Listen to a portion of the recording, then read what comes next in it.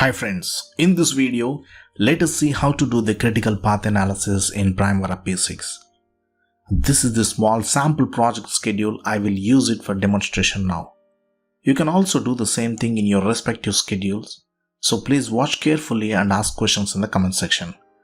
First, we need to ensure that all the relationships are assigned to the activities without any open-ended activities, and the project is scheduled. In Primavera P6, critical path activities are defined by the total float value. Activities that have total float value equal to 0 or less than 0 are critical. Now in this sample schedule, I have added these columns to explain.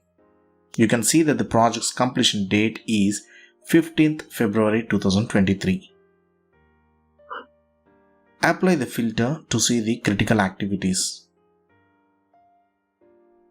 Now go to the projects window and go to the details section by selecting our currently open project, and let us insert the must finish by date as 10th March 2023.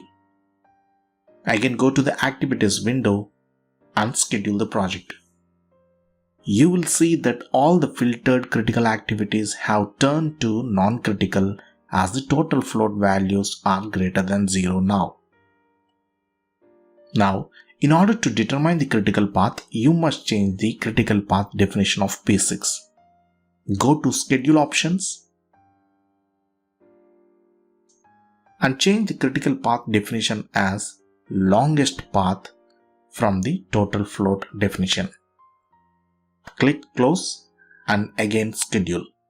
You can now see that all the critical activities are on the longest path. You can check in the last two columns. So like this, in order to determine the activities on the longest path of a project, you should perform the critical path analysis. This is the most common scheduling techniques used to analyze activities.